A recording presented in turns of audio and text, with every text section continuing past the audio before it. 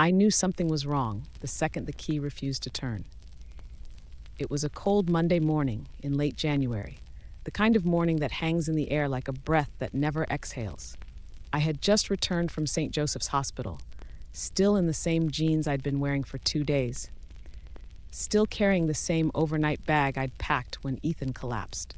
The bouquet in my left hand, roses and lilies from his co-workers, had wilted in the backseat of my car overnight.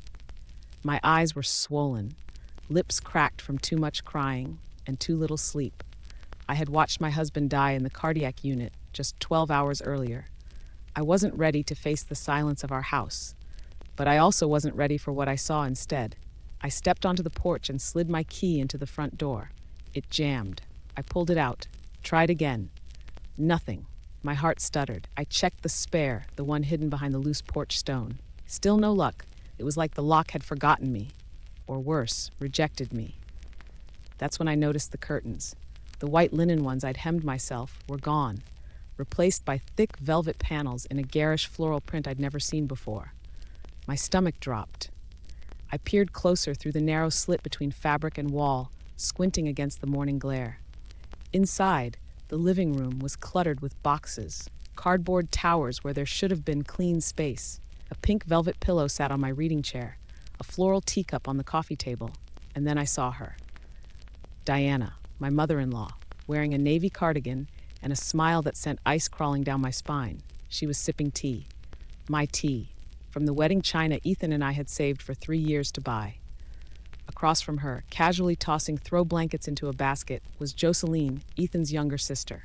They were laughing, moving in like I didn't exist, like Ethan hadn't died the night before.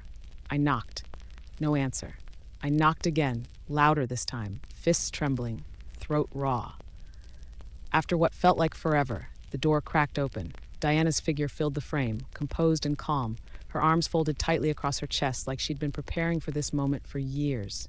"Rachel," she said, tilting her head. "Didn't expect you so soon." "What's going on?" My voice shook. "Why can't I open the door?" She leaned against the frame, perfectly poised. "Because, dear, you don't live here anymore." My mouth opened, but no sound came. I blinked at her. Sure, I'd misheard. "Excuse me?" Diana's smile didn't waver. "Ethan paid for this house, my son, not you. There was no prenup, no child, and no real contribution on your part. It's time this house returned to his real family." For a moment, I thought the cold I felt was from the weather, but it wasn't. It was coming from her. "I'm his wife," I whispered. "We bought this house together. I refinanced it when his business failed." "Oh, please," Diana cut me off, waving a dismissive hand. "You played house while he worked. Now that he's gone, your lease is up." Behind her, Jocelyn appeared with 2 of my serving plates in hand.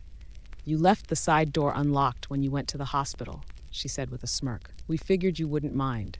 I felt my knees wobble. Laughed, not out of humor, but the kind of hollow, stunned disbelief that bubbles up when reality snaps too sharply to bear. "What's so funny?" Diana narrowed her eyes. I steadied myself, wiped a tear that I wasn't even sure came from sadness anymore. "You're unpacking pillows and pouring tea in a house you think belongs to you," I said slowly. "But you have no idea what you've just stepped into." The smile on Diana's face faltered, just for a second. That was the only crack I needed. I turned and walked back to my car. My keys were useless now, but I had something better. Something she didn't know about yet. And by the time I was done, Diana would wish she'd never touched a single cup in my kitchen. Almost to the day, I sat at the edge of our front porch, this very porch, watching Ethan run his hands through his hair in frustration. It was January then, too. Just colder, darker. His startup had collapsed the week before. The bank had frozen his business accounts. His credit score had tanked. I remember the way he couldn't look at me directly when he said it. "They might take the house, Rachel." He wasn't a weak man, but that day I saw him cracked open in a way I never had before. It was the same house Diana now claimed belonged to the real family. I made a decision the next morning, quietly, without a word to Ethan. I got dressed, drove to the credit union, and started the refinance process. I moved the mortgage into my name, using the small nest egg I'd been saving since I left my interior design job 10 years ago. I hadn't told anyone, not Ethan, not my parents, and certainly not Diana. She would have used it as proof that he'd failed as a man. The process took weeks. I picked up a freelance job to start making the payments. Ethan never asked where the mortgage confirmations were going. He was too busy recovering, emotionally and physically. I kept things afloat, fixed the faucet, budgeted the groceries, painted the hallway. I watched our home survive on the strength of my silence. Diana, of course, never knew. She only visited on holidays, never stayed long. She hated the South, thought Savannah was too humid, too soft, too forgiving. I'd hear her voice echo through the guest room. Ethan, you were meant for more than this floral wallpaper, this street jazz. And Ethan would smile that tired smile and whisper to me later in bed, she just doesn't understand peace. I never wanted to confront her, not then, not even now. I just wanted space to grieve, to be alone in the only place that still smelled like him. Instead, she changed the locks. I sat in my car outside the house for a long time after that confrontation. The January air seeped into my coat, but I didn't move. I didn't cry. It was like my body didn't even know how to react anymore. How do you process being widowed and homeless on the same day? Eventually, I drove to a motel just off Highway 204, a place that reeked of bleach and mold and something vaguely chemical. I used Ethan's emergency credit card, the only one still active, and rented a room for 3 nights. I sat on the edge of the bed, staring at my bag. I hadn't packed clothes, just hospital papers, a book I never opened, and the last voicemail Ethan left me the night before his heart gave out.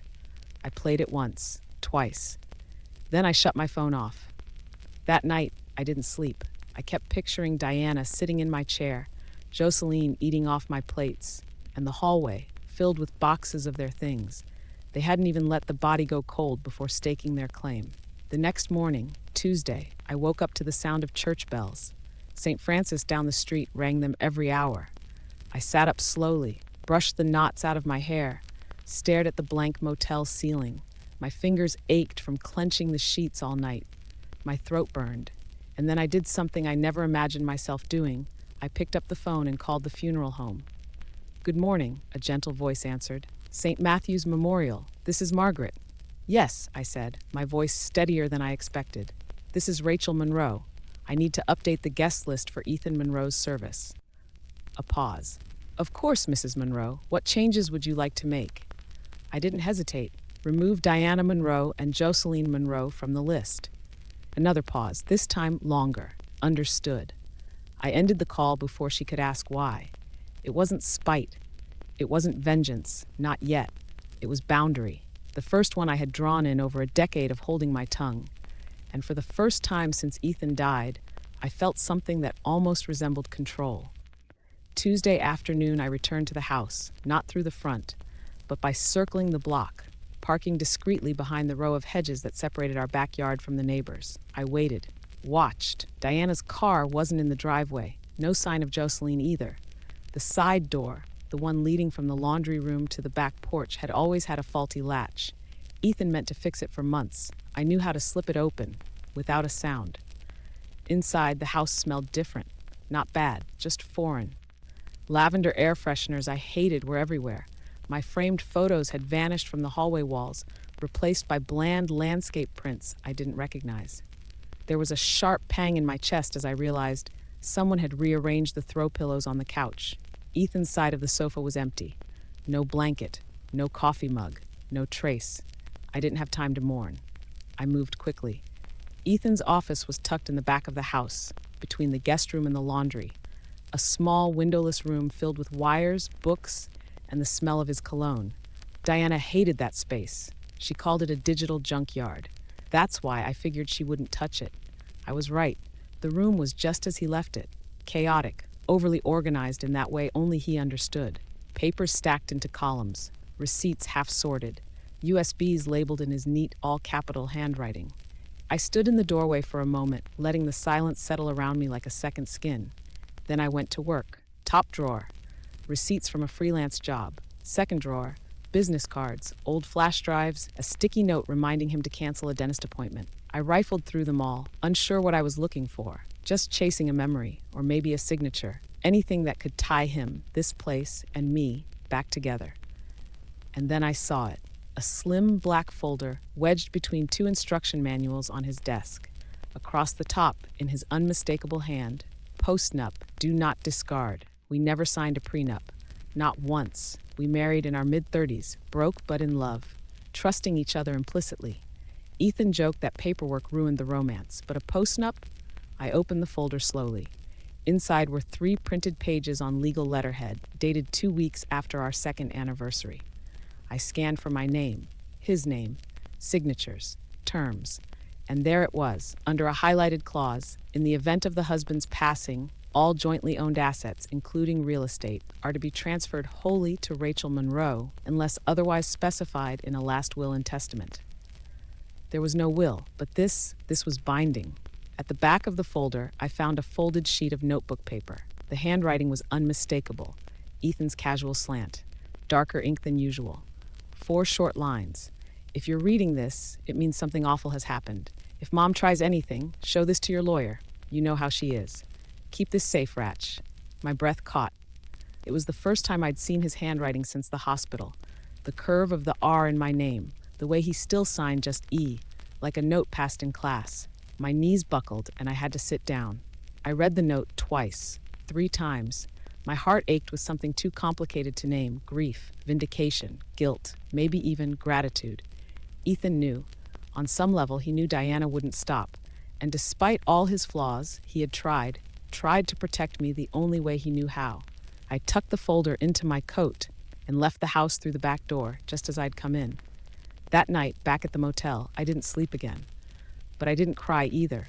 Instead, I stayed up rereading the postnup until the words stopped blurring. By sunrise, I had called Angela Flores, my old college roommate turned real estate attorney, and scheduled a meeting. Because now, I had the paperwork and just enough anger to use it. Wednesday afternoon gray, listless, the kind of day where even the sun seemed reluctant to show up. I had just returned from my meeting with Angela, who, despite not seeing me in years, wrapped me in a hug like no time had passed. She didn't ask how I was. She just looked me in the eye and said, "We're going to make this right." I was halfway through a bowl of instant soup in the motel kitchenette when I heard it, a sharp knock at the door. 3 quick raps, the kind of knock that carries entitlement. I opened the curtain just enough to see the outline of Diana standing outside, dressed in black like she'd walked straight out of a soap opera. Next to her was a man in a gray suit, square jaw, clipboard in hand, wedding band gleaming, lawyer. I didn't open the door. Instead, I stepped outside, coat zipped to the chin, folder in hand. I closed the motel room behind me and met them in the parking lot where the wind whipped Diana's scarf sideways. "Rachel," she said, smiling thinly. "This is Mr. Langley, my family attorney. We're here to discuss next steps regarding the house." "Next steps," I repeated, my voice even. Diana nodded, like this was a real estate negotiation between civil parties and not a home invasion staged during a funeral week. "Since Ethan left no will, his estate, including the house, is subject to division among next of kin. As his mother and sister, we have legal rights." "I'm his wife," I said, "the only legal spouse." Mr. Langley cleared his throat, already uncomfortable. "What Mrs. Monroe means is that without a clear testamentary directive, probate law permits certain—" "I'm so glad you're both here," I interrupted, calm but firm. "Saves me a trip to your office." I held up the black folder. Diana's smile faltered. "This is a notarized postnuptial agreement," I said. "Signed 3 years ago, 2 witnesses.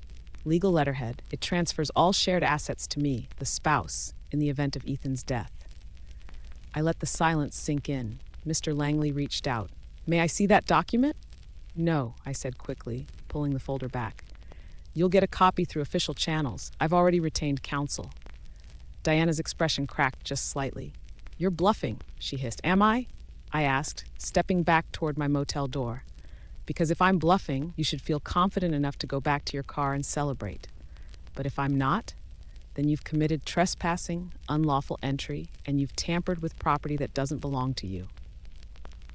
Mr. Langley took a step away from her, subtly. "You don't get to win this time," Diana said, her voice low now, venom barely concealed.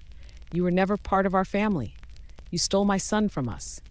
I tilted my head. "He wasn't a trophy," I replied. "He was a man, and I didn't steal him." You pushed him away the second he stopped living by your script. I didn't wait for her to reply. I turned my back and walked inside, locking the door behind me. From the window, I watched them stand in silence for a few seconds before Diana spun around, climbing into the passenger seat like a queen in retreat. The lawyer followed, awkward and flustered. They didn't knock again. That night, I sat on the edge of the motel bed and opened Ethan's letter again. I ran my fingers across the ink, wondering if he ever imagined how fast she'd come for me, how shameless she'd be. Maybe he had.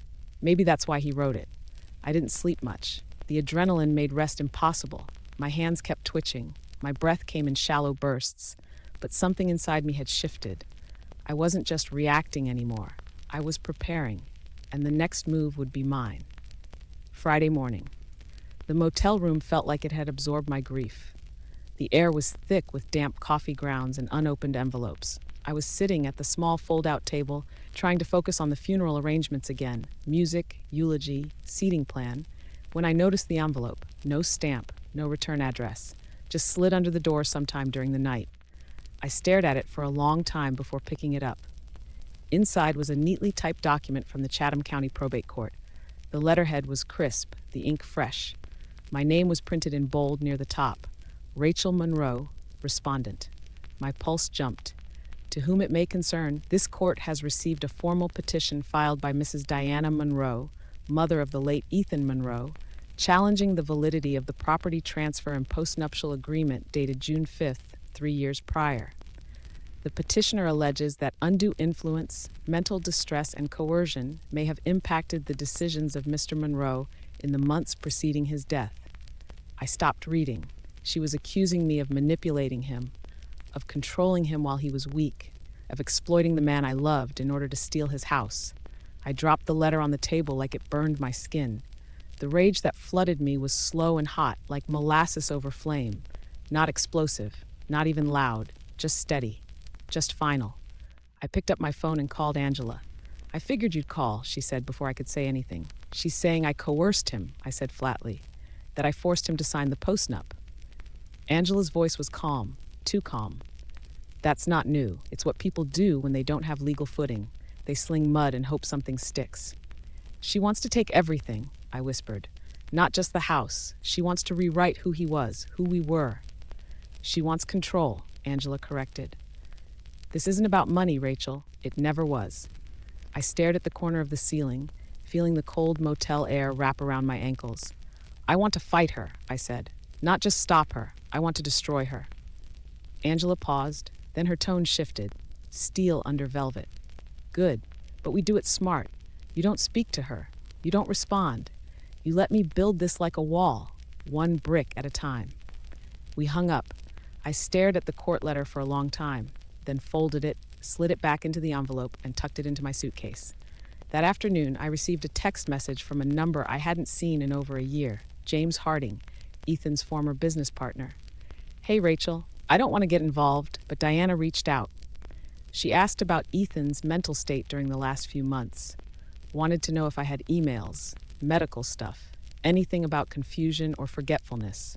I didn't say anything, but she mentioned that one investor meeting. Remember, he came back pretty out of it. Just wanted to give you a heads up." I stared at the message until the screen went dark. Of course I remembered that day.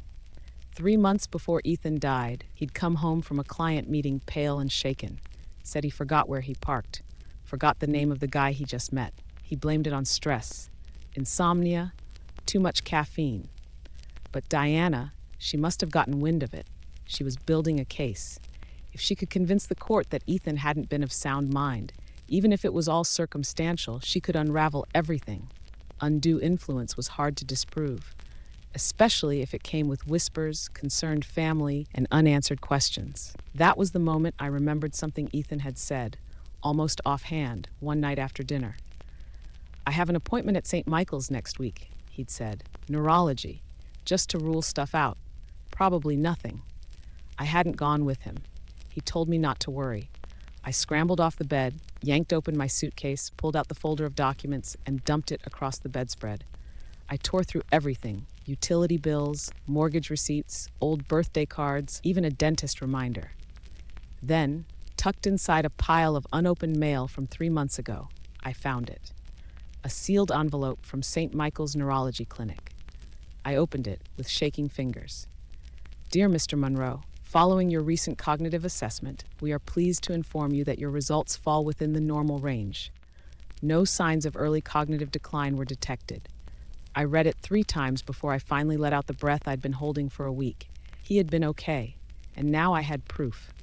Diana in the front row, dressed in funereal black lace, her posture immaculate, a tissue already clutched like a prop. Jocelyn sat beside her, head bowed, the perfect daughter in mourning. On their side, Mr. Langley, the same man with the clipboard from the motel. I didn't look at them. Angela and I sat at the respondents' table. My hands trembled under the surface, but I kept my back straight. I wasn't here to beg. I was here to protect what Ethan and I had built. The judge, a woman in her 60s with silver glasses and tired eyes, called the session to order. Mr. Langley went first. His voice was careful, gentle, designed to paint Diana as a concerned mother, not a bitter one. He spoke of Ethan's sudden demise, of unanswered questions, of documents signed during times of emotional vulnerability. He avoided the word coercion, but let it hover in the air like smoke. Diana cried once, right on cue. Angela stood slowly when it was our turn. She didn't perform. She didn't raise her voice. She simply laid down the facts like cards in a poker game. The notarized postnup, the house deed in my name, the mortgage payments made exclusively from my account, and finally, the letter from St. Michael's Neurology, signed, dated, sealed. Angela handed the copy to the judge and said one sentence that quieted the entire room. This is dated 3 months before Mr. Monroe's death and confirms his full mental capacity. Mr. Langley stammered, tried to pivot. Even so, Your Honor, we must consider the emotional dynamics. Do you have documentation? The judge asked flatly. Medical records? Testimony from a licensed physician? Any evidence of diminished capacity? He faltered. No, Your Honor. Then I see no grounds, the judge said, already writing. The postnuptial agreement is legally binding. The deed is in Mrs. Monroe's name. This house legally belongs to her. Case dismissed. Just like that, the gavel came down like thunder in my ears. I didn't cheer. I didn't smile. I just exhaled, long, slow, and silent. The kind of breath you don't realize you've been holding until you finally let it go. Outside the courthouse, the sky was a deep blue. Birds chirped in the oak trees like nothing had happened at all. I didn't expect her to follow me, but she did. Diana caught up on the courthouse steps, heels clicking like gunshots on stone. You may have won the house, she said, voice like glass, but you'll never erase me. I'm his mother. I turned slowly. You already erased yourself, I said. She blinked. What? You erased yourself the moment you tried to rewrite who he was. The moment you broke into our home, stole his things, lied under oath. Ethan knew who you were, Diana. That's why he wrote the letter. That's why he signed the postnup. Her face cracked. Not much, but enough. I leaned in, and if you come near me again, I won't need a courtroom to protect myself. I've already filed the restraining order. She stepped back. You can't keep me from his funeral, she hissed. I already did, I replied, without raising my voice. I called the funeral home the morning after you changed the locks. Your name is off the list. If you show up, they'll escort you out.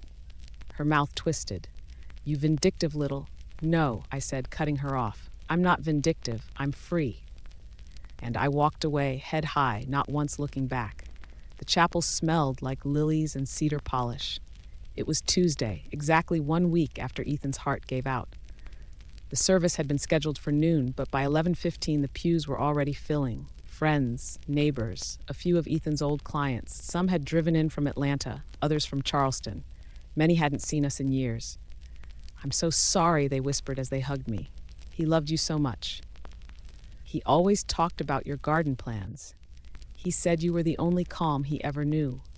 I nodded, smiled softly, swallowed words I couldn't afford to speak. Angela arrived just before 11:30 and sat quietly near the front. Not as my attorney today, but as a friend. She didn't say anything. She didn't need to. The musicians tuned quietly in the corner. The minister stood near the altar, flipping through notes. The urn sat on a small table wrapped in blue velvet, Ethan's favorite color. I'd chosen it myself, and then I saw them. 2 silhouettes slipping into the back pew, barely noticeable if you weren't looking, but I was. Diana. Jocelyn. dressed in black, perfectly coordinated, hair pinned, veils subtle but unmistakable, mourning clothes, theater costumes, masks. They weren't on the guest list. I'd made sure of that. The funeral home had assured me they would be stopped at the door, but someone must have looked away at the wrong moment. And now there they were, pretending to belong. I stood frozen for a moment, staring across the chapel. My breath caught, my heart pounded. Not from grief, but fury. I had buried Ethan once already. I would not let them dig him up for show. Angela turned toward me slightly. "Want me to handle it?" she whispered. I shook my head. No, I would do it myself. I walked slowly down the aisle, heels echoing in the sudden silence. Every head turned. The music paused. Even the minister stepped aside, sensing something sacred in motion. When I reached the back, Diana looked up. Her smile was small. Joceline's eyes flickered away. "You're not supposed to be here," I said quietly. "We're not leaving," Diana replied, voice low and proud. "I gave birth to him. Then you should have respected his wishes. I'm his mother. And I'm his wife." My tone didn't rise. "The only one he chose." She straightened, defiant. "You can't stop me from mourning my own son." "Not mourning," I said. "Performing." She blinked. "I will walk out right now," I added, "and I'll take the minister with me. We'll finish the service at a park, at a parking lot, at a kitchen table. I don't care. But you will not sit here and pretend you didn't try to erase him. You don't get to use his death for dignity you never earned." For a second, no one moved. Then Joceline's voice broke the silence. "Mom," she said softly, without meeting anyone's eyes. "Let's go." Diana turned toward her, stunned. "We're not wanted here," Joceline added. "Let's stop pretending." She stood, and slowly Diana followed. There was no scene, no screaming, no tug of war.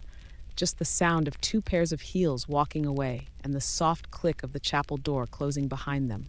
When I turned back toward the altar, the entire room exhaled. I walked slowly to the front. The music resumed. The minister nodded. And with my hands steady, I stood before Ethan's urn and said goodbye. Not surrounded by liars, not interrupted by venom, but wrapped in silence, in truth, and in the love of people who actually knew who he was. And for the first time since he died, I felt peace. The day after the funeral, the house was silent. Not the kind of silence that comforts, but the kind that watches you, waits for you to crack. I stood at the kitchen sink in Ethan's old sweatshirt, fingers wrapped around a chipped mug. The coffee had gone cold an hour ago, but I hadn't moved. Outside the window, the garden was bare, just turned soil and the beginnings of what would come later. Maybe, if I could keep going. I turned around slowly, half expecting to see Ethan sitting at the table, humming some off-key song, legs kicked up like he always did. But the chair was empty. The mug was his. The silence was mine. I had survived the funeral, survived court, but I hadn't stopped waiting for the other shoe to drop. So when I looked out the front window and saw Diana's car parked across the street, I wasn't surprised. It was early, barely 7 a.m. The engine was off. The windows rolled halfway down. A slow stream of cigarette smoke curled through the air. She sat still, hands resting on the wheel, staring straight ahead. She didn't knock, didn't approach, just watched. I didn't move either. I didn't call Angela. I didn't take a picture for evidence. I just picked up my coffee, walked calmly out onto the front porch, and stood there, barefoot, hair undone, mug in hand. I met her eyes. She flicked her cigarette out the window. The car rumbled to life, and then she drove away. No threats, no shouting, no final word, just gone. But I knew it wasn't surrender. It was retreat, a reminder.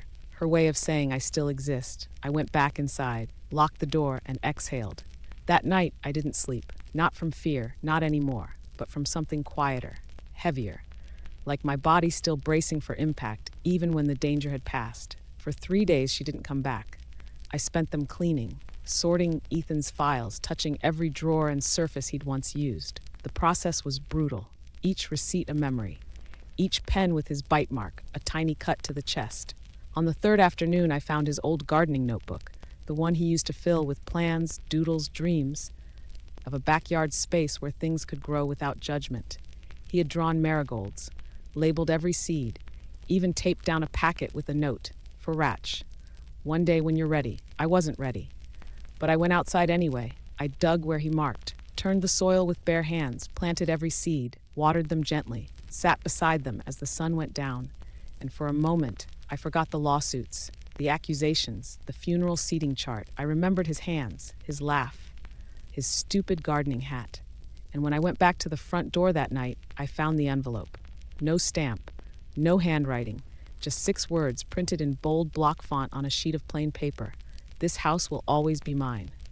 I stared at it for a long time. Then I laughed, not bitterly, not out of rage, just lightly, with something that sounded like release. She had nothing left. No claim, no proof, no presence. Just 6 words from a woman who had already been removed from my will, my wedding, my life. I took the paper outside, walked to the garden, dug a small hole in the soil under Ethan's marigold bed, buried the letter deep, covered it with earth, fertilizer. I thought maybe something good would grow from it.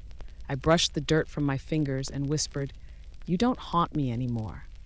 Then I went inside and made tea with cinnamon, because Ethan always said grief needed something sweet. Spring came early that year. The air smelled like turned earth and lemon blossoms. The garden outside, once just dark soil and scribbled dreams in Ethan's notebook, was beginning to stir. Shoots pushed through the dirt, small and stubborn. Green things fought their way toward the sun. Every morning I watched them with coffee in hand, wrapped in Ethan's flannel shirt. No makeup, no expectations, just breath. I didn't hear from Diana again. Not a letter, not a phone call, not another car parked across the street. Whether it was the restraining order or the garden or simply the truth finally sinking in, I didn't know, and I didn't care. She was no longer present, just a shadow in the rearview mirror, a past tense. The house changed with the season. I painted the guest room a soft sage green, took down the photos she'd replaced, and put up new ones, of me and Ethan at the lake, of our dog Max before he passed, of sunsets we'd chased instead of arguments we'd avoided. I cleaned out the office but left one drawer untouched, his drawer. Not as a shrine, just as a promise. Some nights I sat by the window and talked to him aloud, about the garden, about the marigolds, about how somehow I was still here. I didn't expect answers, but sometimes the wind shifted just right, and I felt less alone. I also went back to work, not out of desperation, but out of choice. I reopened my interior design business, small at first, one client at a time, a grieving widow who wanted to repaint her kitchen to feel less like his space, a retired couple building a sunroom to grow orchids, a young woman who just left her fiancé and wanted her apartment to feel like hers again. They didn't know my story, but I saw pieces of myself in every one of them. I designed like I was planting, with care, with vision, with a quiet kind of power. One Saturday morning, as I trimmed back the rosemary in the kitchen window, I noticed an envelope had arrived by regular mail. No threats, just a check, a refund from the funeral home. The card inside said, "You handled everything with grace." Ethan would have been proud. No signature, no return address, but I recognized the handwriting. It was Jocelyn's. I tucked the note into the back of Ethan's garden journal. It didn't change the past, didn't fix anything, but it was something, and something was enough. By early summer, the marigolds bloomed in full, a burst of gold and orange so bright they almost looked like fire. I sat beside them, barefoot, dirt under my nails, sun on my cheeks, and I whispered the final thing I needed to say. I didn't win because I took something from you, Diana. I won because I refused to let you take me. The wind rustled through the leaves. The chimes on the porch sang a soft, crooked song, and somewhere inside the air, I could almost hear Ethan laugh. They always say that grief fades with time. It doesn't. It changes, it shifts, it softens at the edges, maybe, but it never disappears. It just folds itself into your routine, into the tea you make in the morning, into the silence between songs on the radio, into the way your hand still reaches for someone who isn't there. Ethan is gone. That is the truth. But so is the woman I used to be, the woman who kept the peace at any cost, who let her mother-in-law speak over her, push her out, claim what wasn't hers, who sat at the end of long dinners, smiling through invisible wounds, who disappeared so someone else could feel seen.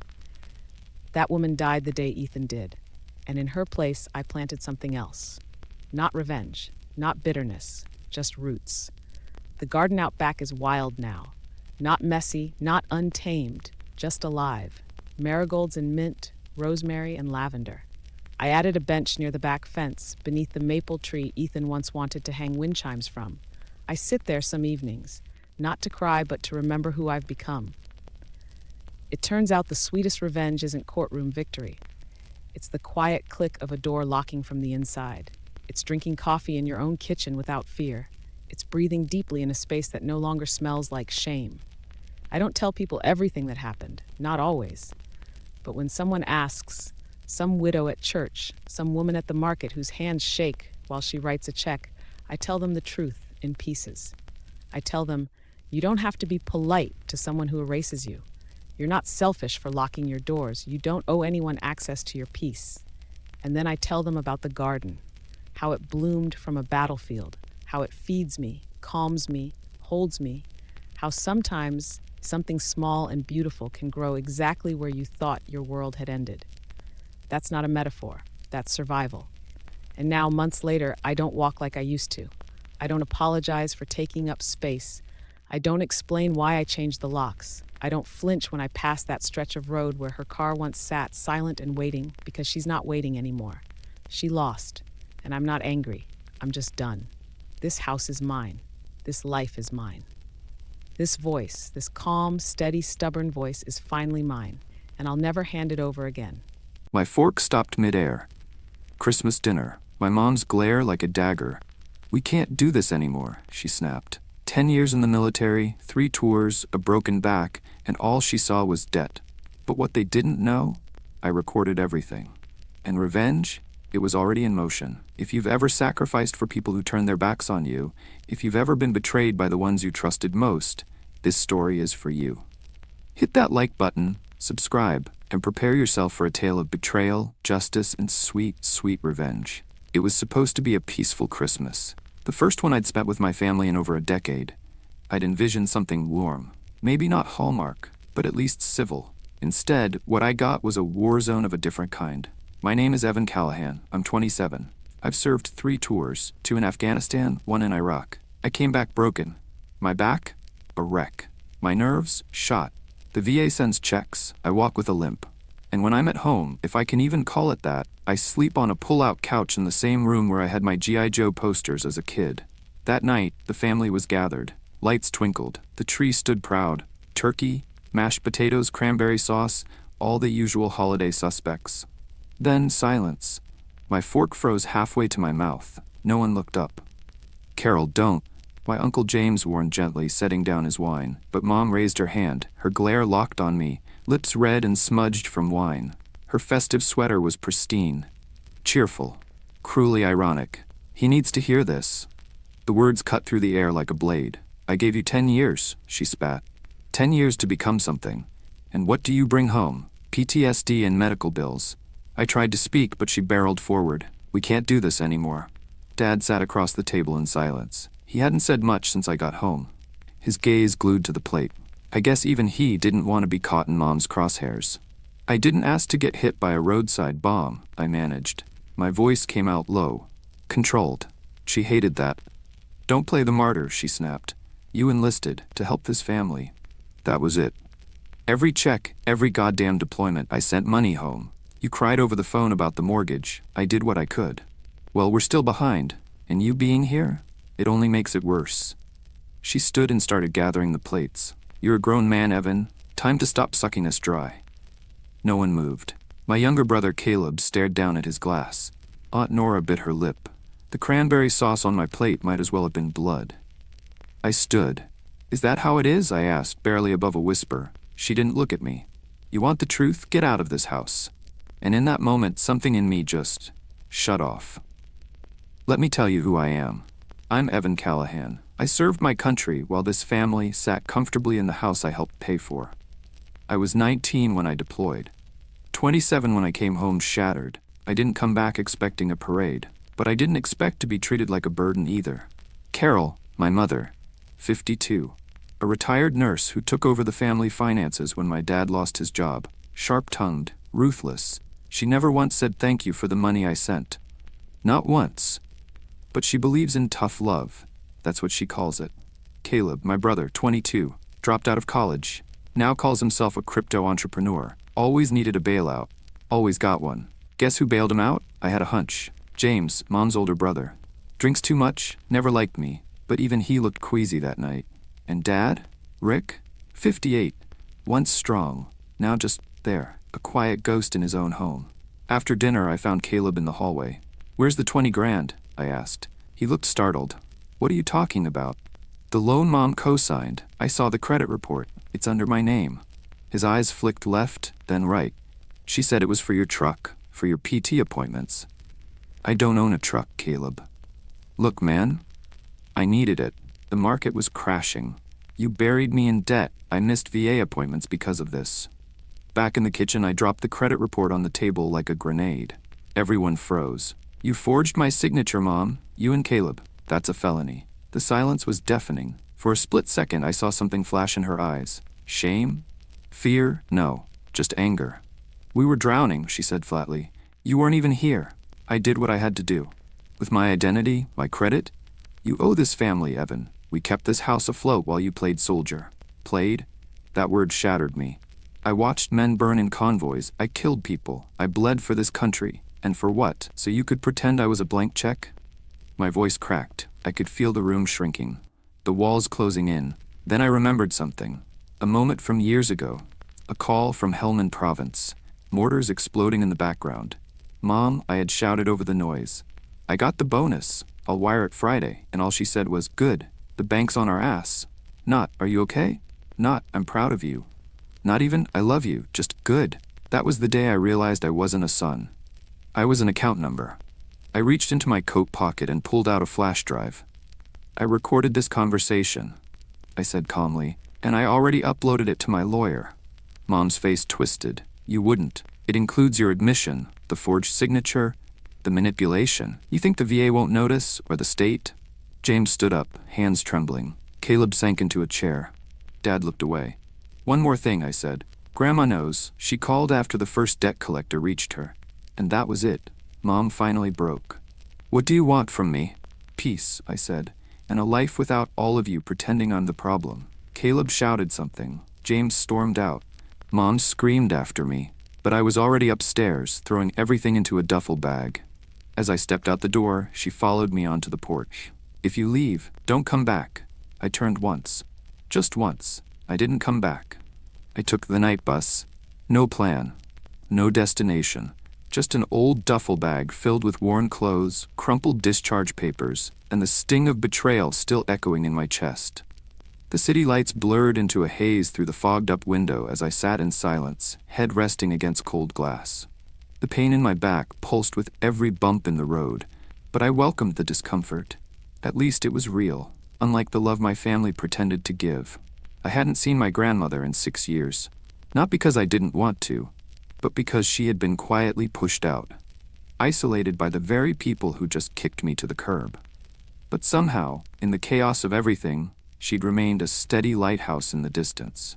When I finally stepped off the bus and limped down the long gravel driveway to her farmhouse, I half expected her not to answer. But there she was, hair wild and silver, robe wrapped tight against the wind, eyes soft but tired. She didn't need to ask what happened. She looked at my face, the exhaustion, the duffel, the damage, and she just said 5 words that shattered whatever defenses I had left. I knew they'd do this. I broke. Right there on the porch. No pride, no soldier act. Just a broken man collapsing into the arms of the only person who saw me. Not my rank, not my paycheck. Just me. She pulled me inside and didn't let go for a long time. That night, I slept in a real bed for the first time in months. The room smelled like old quilts, pine cleaner, and cinnamon. Safe. No expectations. No shame. No glares across the dinner table. Just peace. I didn't dream that night. No explosions. No yelling. Just silence. And not the tense kind I had back home. This silence wrapped around me like armor. In the mornings, I'd sit on the porch swing with a mug of black coffee, watching the soybean fields dance with the wind. The stillness was unnerving at first. Veterans aren't taught to be still. We're taught to move, fix, respond, obey. But here, there were no orders, no guilt trips, no eyes watching to see if I'd fall apart. Eventually, the quiet became something else. Space. I started journaling, at first just loose thoughts, but soon the words poured out. Rage, grief, shame, everything I'd swallowed during deployment. Things I'd buried so deep I thought they'd never resurface. I wrote about the burn pits, the friends I lost, the survivor's guilt. One entry just read, "They called me a burden, but I carried that family for 10 years. I didn't cry when I wrote it, I just breathed. And for once, breathing was enough." A few weeks into my stay at Grandma's, something shifted. It started with an envelope, old, yellowed, fraying at the edges. Grandma handed it to me with a quiet look. "It's time you saw this," she said. Inside were letters, dozens of them. Letters I had sent her from every deployment, each one carefully folded, sand-stained, and sealed with grit and hope. Inside every letter was a money order. Every cent I could spare. Grandma hadn't touched a dime. She'd kept records. She showed me bank receipts, transaction logs, even voicemails from Mom, crying about bills she later claimed never existed. That was my proof. I packaged everything, letters, receipts, voicemail recordings, and handed them over to my lawyer. The flash drive with Mom's confession was the centerpiece. Within weeks, the fraud investigation began. My credit started to recover. The VA reinstated my appointments. Caleb's name came up fast. I didn't want him behind bars. I didn't want revenge in the form of handcuffs. I just wanted my name back. My dignity. My future. Then one morning, the phone rang. I didn't recognize the number, but I answered.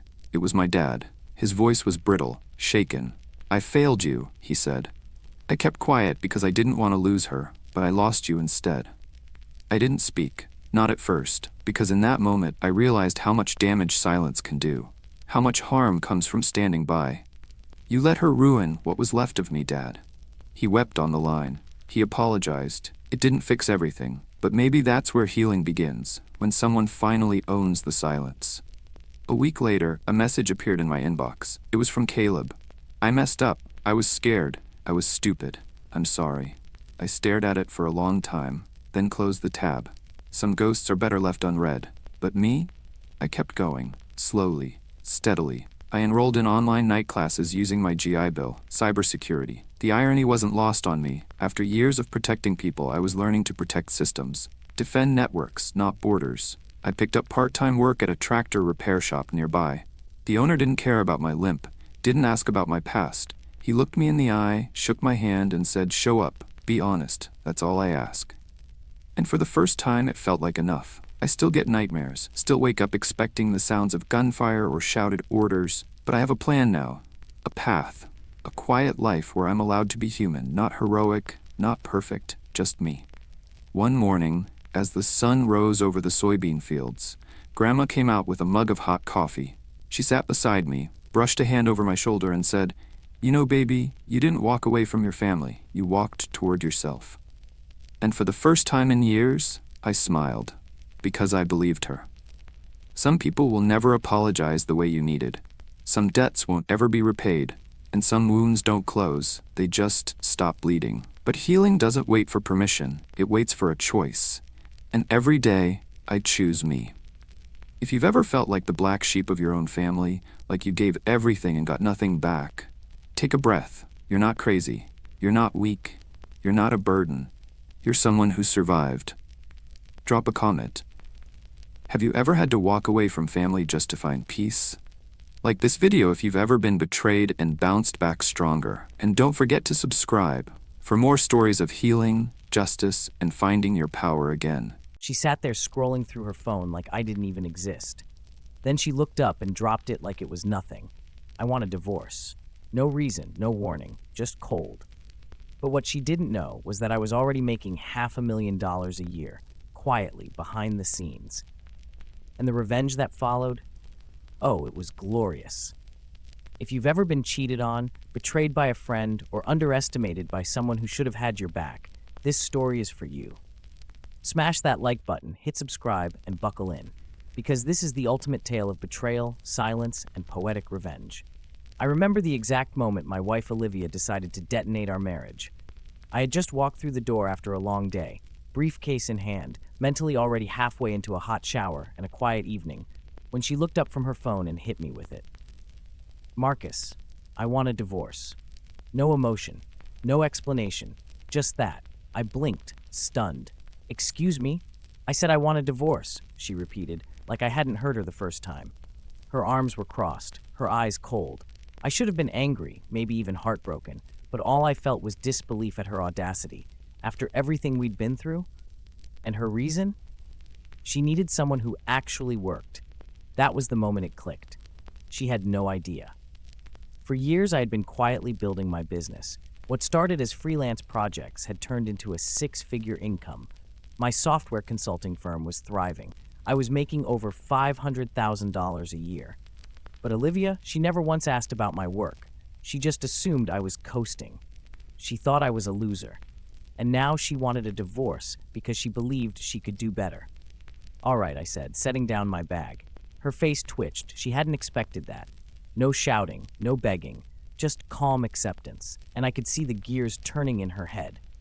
"Good," she said, "because I already spoke to a lawyer. You'll need to move out by the end of the month." Move out of the house that I paid for? Incredible. But I didn't argue. Not yet. If she wanted a divorce, she could have one, but not the way she expected. That night, I lay in bed while Olivia slept soundly beside me, as if she hadn't just detonated our lives. I realized this wasn't about love or even disappointment. It was about power, control. Olivia wanted to paint me as the reason our marriage failed, the passive, underachieving husband who couldn't keep up, so I let her believe it. What followed was a slow-motion train wreck. She nitpicked everything, the way I folded laundry, the way I drank my coffee. She was trying to justify the divorce to herself. And then there was Brian, my best friend. His name kept coming up, first in casual conversation, then more frequently, with a little too much warmth in her voice. Then came the mysterious lunches, the giggles at texts she wouldn't show me. She started dressing up more, disappearing for hours. I wasn't stupid. I saw what was happening, but I didn't confront her. Not yet. Let them dig their own graves. One evening, as I packed a suitcase, Olivia leaned against the doorway. "So, figured out where you're going to stay yet?" she asked, a smug smirk on her lips. I zipped the bag and said, "Don't worry about me. I'll be just fine." She huffed, clearly irritated by my calm. "Good, because Brian and I are having a dinner party next weekend. It'd be awkward if you were still hanging around. In my house, with my best friend." "Don't worry," I said as I shouldered the bag. "I'll be gone long before then." But what Olivia didn't realize was that she had just lit the fuse. At the divorce hearing, she walked in like she was accepting an award. New dress, new nails, that smug smile. Brian hovered nearby, pretending not to be part of it. She wanted the house, the furniture, and what she assumed was half of my modest savings. I agreed to everything. No argument, no negotiation. She blinked. "You're okay with this?" "It's just stuff, Olivia. Take it." She thought she had won. She thought I was broken, but the house was a rental in my name. The furniture? IKEA and easily replaceable. The savings? A mere sliver of my true wealth. She walked out thinking she had taken everything. She had no idea she left with nothing. I moved out quietly, left her to celebrate her freedom. Brian moved in within the week. They threw parties, posted selfies, laughed loudly in public, the performance of happiness. But behind the scenes, the cracks began to show. My silence, it ate at them, and karma, it was just getting started. They rented that house, didn't even own it. Bills piled up. Brian, always one to fake it till he broke it, spent recklessly. He liked the lifestyle, but not the work that funded it. Olivia realized too late that she traded financial security for a fantasy. Then one night, I got a text. "Hey Marcus, just checking in. Hope you're well." From Olivia. I stared at the screen. The nerve. I replied politely. "Nothing emotional. Just doing great, thanks. Business is booming." She replied instantly. "Brian and I are managing. Things are tight, but we're okay." Translation, they were struggling. Then a week later, I saw her in person, waiting outside my office building, hair undone, bags under her eyes. "Marcus," she said, uncertainty in her voice for the first time. "Things have been hard. I thought we could talk." "I'm a little busy," I said, "but I hope things improve for you." She smiled, but it cracked at the edges. The mask was slipping. Later, she and Brian showed up unannounced, walked right into my office. Olivia looked desperate. Brian, worse for wear. "We need a favor," she said. "Just a small loan to get back on our feet." I laughed. "You left me because you thought I wasn't successful enough. Now you want me to clean up your mess?" Brian tried the buddy act. "Come on, man. You don't have to be a jerk." I stepped closer. "You slept with my wife, and now you want a handout?" They stood there stunned. I opened the door. "Get out." But karma still wasn't done. I heard through friends that Brian had started seeing someone else, younger. Olivia caught him texting the girl and went nuclear, threw coffee at him in a cafe. He moved out. She was left alone, broke, angry, and humiliated. One day I ran into her at the grocery store. She was pushing a cart full of clearance items. She saw me and froze. "Marcus," she said, voice trembling. "Olivia."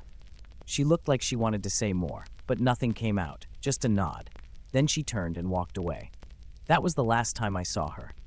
Meanwhile, my business exploded. I moved into a downtown penthouse with floor-to-ceiling windows. I started traveling, speaking at conferences, investing. My income topped $530,000. I made new friends, reconnected with old ones. And I never had to raise my voice, never had to take revenge. I just lived better. Olivia and Brian destroyed themselves. And I thrived. Sometimes karma doesn't roar. Sometimes it whispers. And the people who wronged you, they hear it loudest when they think you've gone silent. If this story gave you chills, hit that like button and tell us in the comments, what's the most satisfying revenge you've ever seen unfold? Don't forget to subscribe for more real-life karma stories, because the best revenge is thriving.